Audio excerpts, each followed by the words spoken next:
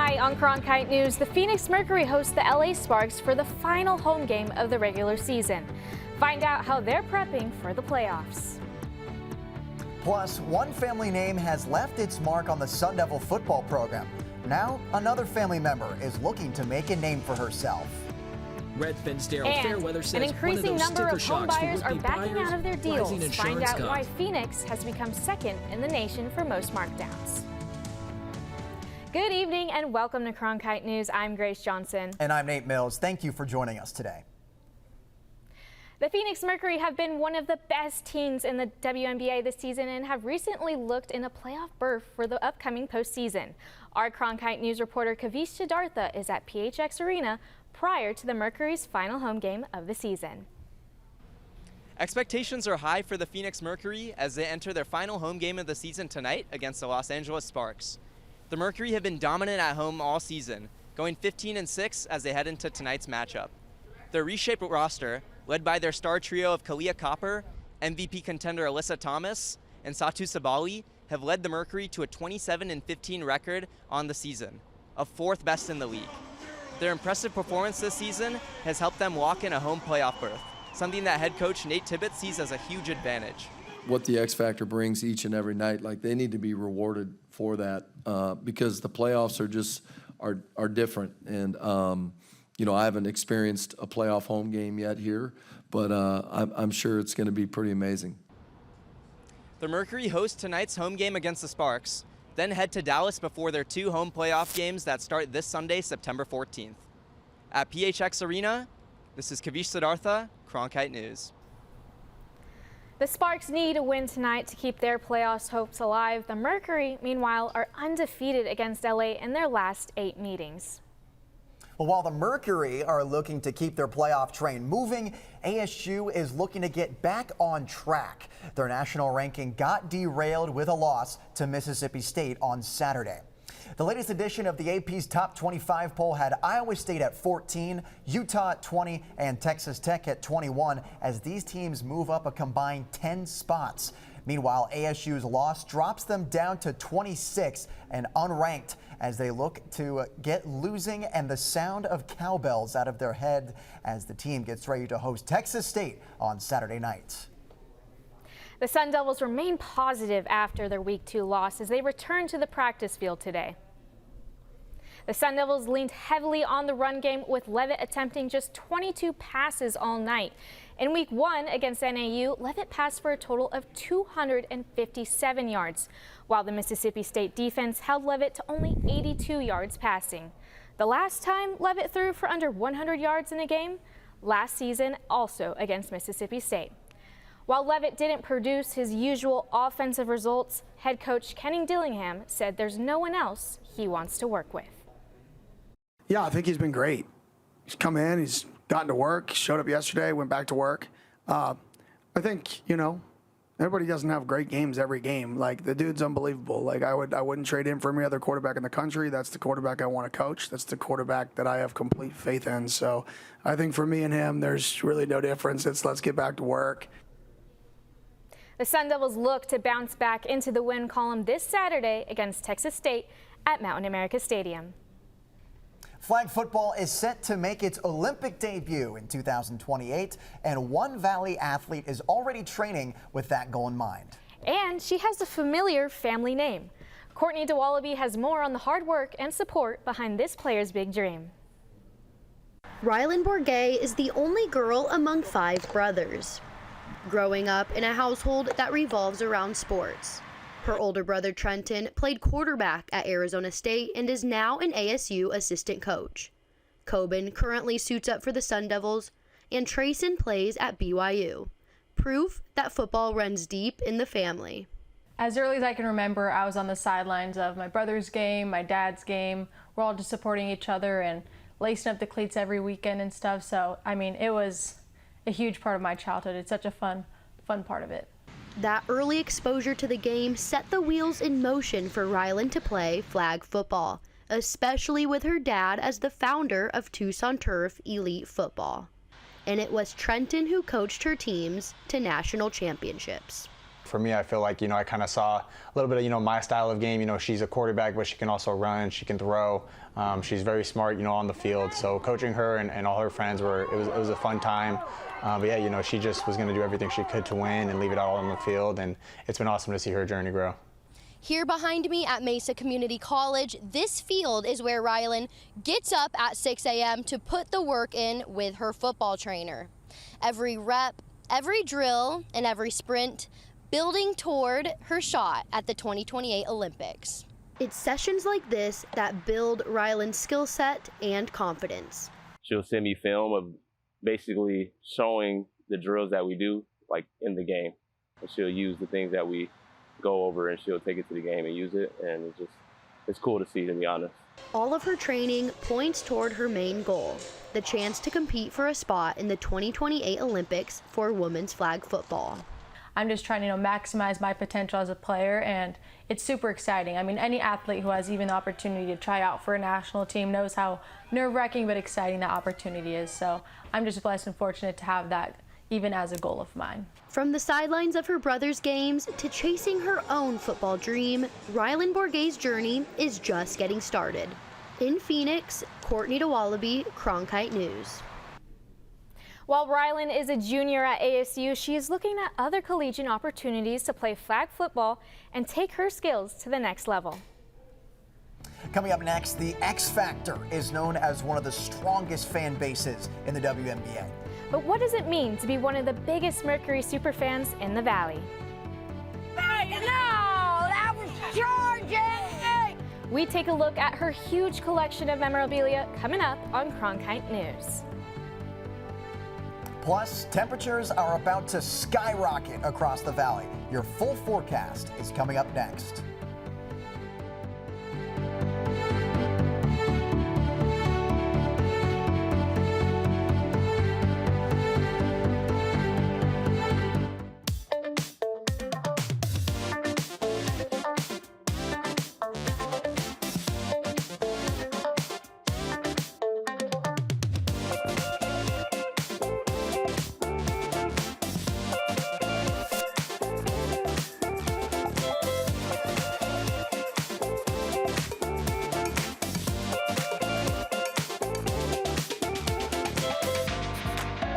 This is where Cronkite can be creative. When I was younger, there were no engineers around me, so I had to become my own role model. At ASU, I wasn't just learning to be an engineer, I was actually engineering. And graduating, I already had real-world jobs lined up. Before ASU, my goal was to be a strong, confident woman. And when I left, I became a strong, confident engineer.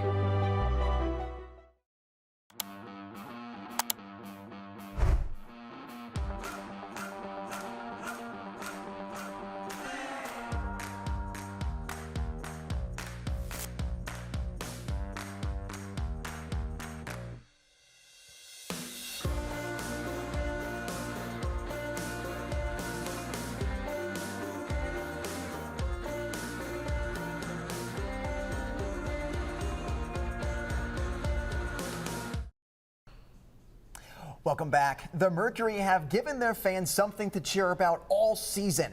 And tonight, they get to show out one more time for season ticket holders in their home finale.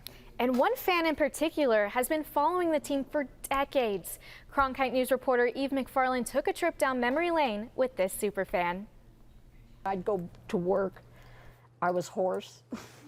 I had laryngitis sometimes, screaming and yelling. Meet one of the biggest Phoenix Mercury fans, Kay Switzer. Hey, no, that was Georgie! The Arizona native started watching Phoenix Mercury in 1997 when the franchise launched. We didn't have anything like this before, for women, the professional stuff. And so when it happened, it was just too good to be true. Over the years, Switzer has collected memorabilia from the games. She has boxes filled with original tickets, signed cards, posters, magazines, cans, and priceless moments shared with her loved one. We're clapping for the team when they come out. This is my late wife, Cheryl, and that's me back then. Outside the arena, they would attend charity events and connect with Mercury coaches and players. We said we'd pay this amount of money if we could get Cheryl and Timsy and Tony Foster and Jennifer Gillum. When her wife passed away in 2021, it was difficult for Switzer to go to the games. Years later, when Switzer started selling some souvenirs, she met Mandy Golding, who encouraged her to start watching the games again. Switzer was hesitant at first, but when it came around, she called and said, I would like to go with, if you have, extra spot. And I said, yeah. So we went to a game, and we went to a couple games that season. And then since then is when we got the season tickets. Kay and Mandy only met 2 years ago, but it feels like they've been friends forever. During the game, they feed off each other's energy while sitting in these seats. But I remember my mom saying, how did it go? Because she's like, I know what kind of trash talker you are and how loud you can be. Did you embarrass Kay? I said, no, I think I have rubbed off on her. I said, I think she might be outdoing me now. off the court, Switzer has built a connection with her favorite player. Tuvik Sovadanka, but it's Boba. Switzer even flew to France to support Boba playing overseas, also naming her furry friend Boba after the star player. Going into this season, there were some concerns of how the brand new team would play, but they adjusted to the new environment. We were both impressed, though, by the fact that they brought so many new players in and they've really meshed pretty well, honestly. I just wish everyone would stay healthy is all. While the Mercury are overcoming adversity, Switzer and Golding, along with the X Factor, are there with the team, cheering them on into the postseason. In Phoenix, E. McFarland, Cronkite News. While several Mercury games have been sold out this year, tickets are still available for tonight's matchup against the Sparks. And it'll be the last chance to catch them in action before Sunday's first playoff game. A three-game divisional series between the Giants and the Diamondbacks kicked off last night, with the Giants taking care of business at home with an 11-5 win. The game was a slugfest with 6 home runs in total, but when 5 came from the opposing team, it's hard to rally back and win. The Diamondbacks got off to a hot start with 4 runs, but a 5-run 6th inning from the Giants was enough to turn it around. Game 2 is tonight, giving the Diamondbacks a chance to get back at 500 and have any chance in a tight NL wildcard race. Every winning streak starts with the first win, and the Diamondbacks know how much each win costs with their last 2 seasons, either resulting in barely making or missing the playoffs. And this year is more of the same for the Snakes. The Cubs and Padres come in leading the race for the 3 wildcard spots in the National League. The New York Mets set the barrier of entry at 76 wins, with the Reds and Cardinals rounding out the grouping with the D-backs. It's never an easy road with 2 other divisional rivals in the list, plus the Dodgers comfortably leading the division. It's clear to see just how often the D-backs need to bring their A-game if they want to win it all, something they haven't accomplished in over 20 years. After last weekend's woes, ASU football turns to happier memories, like the 1975 Fiesta Bowl, paying homage with new threads. The Devils are planning to unveil their new throwback uniforms on Saturday night against Texas State. The jerseys are meant to honor the undefeated team from 1975. And after changing their regular home and aways to a more classic look, it seems the blast from the past is here to stay.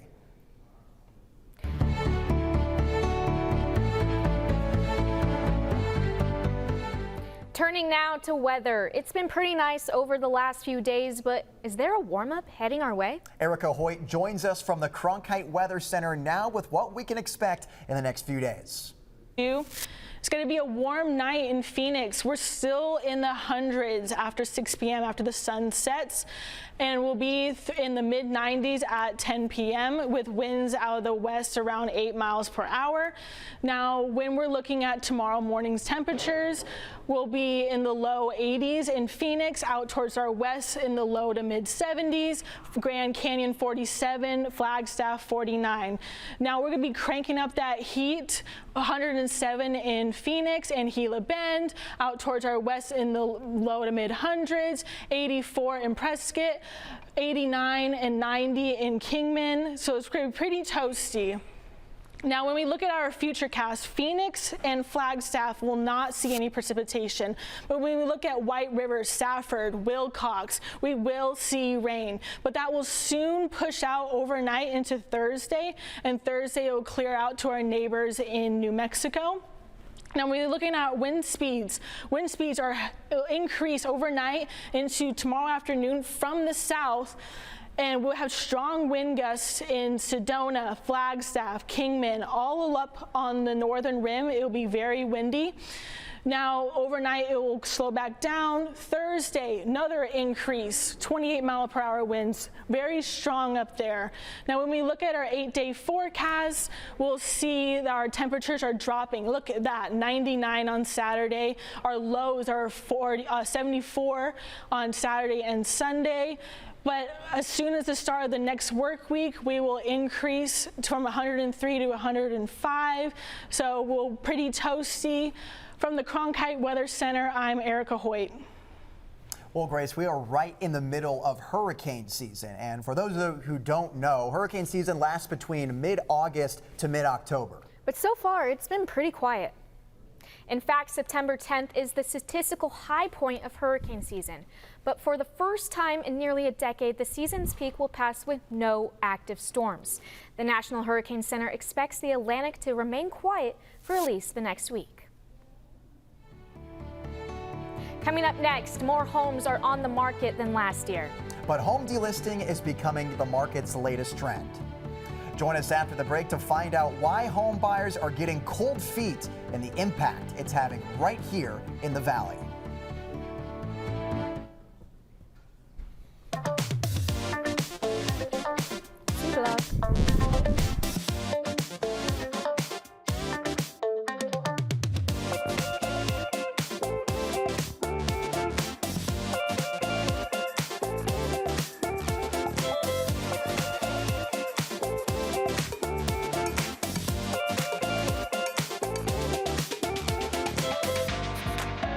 This is where Cronkite can be creative.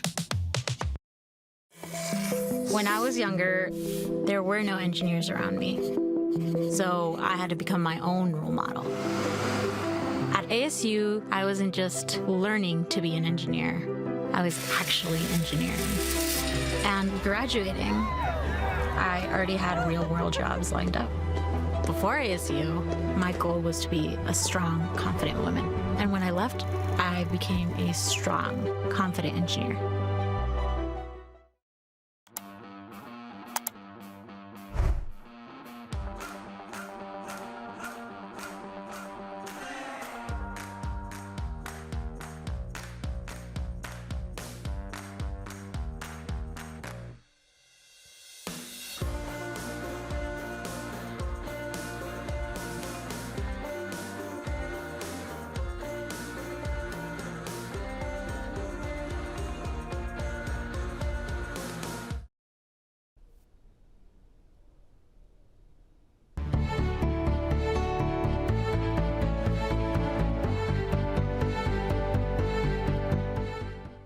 Yield, man. Let the troops come into your city and show how crime can be reduced. It's a morale boost for the country, and it's safe and right for everybody involved. Welcome back to Cronkite News. I'm Adam Cunin, and that was House Speaker Mike Johnson addressing concerned government officials who have been outspoken against the deployment of the National Guard in American cities. Today, Johnson said crime is down at the nation's capital since the Trump administration ordered a federal takeover in August, claiming some 1,700 arrests have been made. But that may have come at a cost to tourism, with many local restaurants saying they're seeing a drop in customers. Nevertheless, with the emergency order in Washington, D.C. set to expire tomorrow, the president is turning his attention to the city of Chicago. White House Border Czar Tom Homan spoke earlier today about the president's plan. The president wants to make Chicago safe again. Nothing's changing. We're still prioritizing public safety threats and national security threats. It's just we're sending more resources to sanctuary cities. President Trump said from day one, we're going to prioritize sanctuary cities. And this morning, several university students walked out of their classes to protest President Trump's takeover of D.C. Democratic Senator Ed Markey and Congresswoman Pramila Jayapal led the walkouts at Georgetown University. Several other universities are also planning walkouts. At like the most principled level, it's an overstep of the executive branch to deploy the National Guard. Our community is directly under attack right now. We are seeing, the National Guard deployed a few blocks off campus. We're seeing military checkpoints throughout the city, and it's not making anyone feel safe. Back here in the Valley, more and more homes are being pulled off the market before making a sale. For every 100 homes on sale in the Phoenix market, 30 are being delisted. Compare that nationally, where just 13 homes per 100 are being delisted, according to Realtors.com. ASU Director Mark Stopp suggests that it's a sign of the market correcting itself after the COVID-19 housing market chaos. Delisting typically happens when a seller decides to wait until the market gets better before selling. The Valley is now second in the nation for most markdowns. But delisting isn't the only issue in the housing market across the country. Home purchases are being canceled at a record rate. According to Redfin, 1 in 7 home purchases fell through in July. CNN reporter Michael Yoshida reveals what's causing buyers to say no to their deal. Roughly 58,000 U.S. home purchase agreements were canceled in July, according to a Redfin analysis of pending sales data. Part of that has to do with volatility in interest rates and home buyers just getting cold feet about how much they're paying. Redfin's Daryl Fairweather says one of those sticker shocks for would-be buyers, rising insurance costs. You often don't know how much you're going to be paying in insurance until after your offer is accepted. So that can be a bit of a shock if you get this big insurance payment, or maybe you can't find insurance at all. That can definitely cause a deal to fall through. Another thing that could be at play, the balance of power in the housing market shifting towards buyers. With more homes to choose from compared to just a few years ago, people looking for a new house may not feel in a rush. And if during the inspection period they discover an issue they don't want to fix, or if a better home comes up for sale, then they could feel more comfortable backing out of the deal. This is not good news for sellers, because if a deal falls through and they have to put the home back on the market, it's kind of like a scarlet letter, because future buyers think that there might be something potentially wrong with the home. Fairweather says a shaky jobs market and economy is also causing some to hold off on a new long-term financial commitment, choosing to stay in their current house or even move to a rental until there's more economic certainty and stability. According to Redfin, there are 2.1 million homes for sale right now in the U.S. That's 14% higher year over year. That's it for tonight's Cronkite News Report. I'm Adam Cunin. Now back to the desk with Nate and Grace. About to hit the auction block. These treasures belong to one of the most famous authors in history. They once belonged to the late Jane Austen, and you won't believe how much they cost. Details are up next.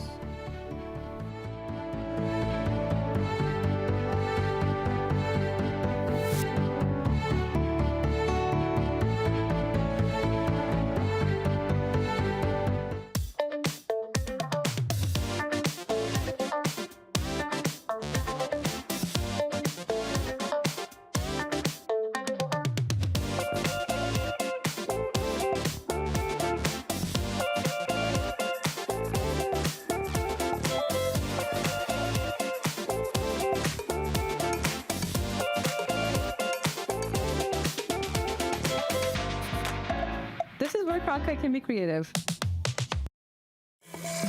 When I was younger, there were no engineers around me. So I had to become my own role model. At ASU, I wasn't just learning to be an engineer. I was actually engineering. And graduating, I already had real-world jobs lined up. Before ASU, my goal was to be a strong, confident woman. And when I left, I became a strong, confident engineer.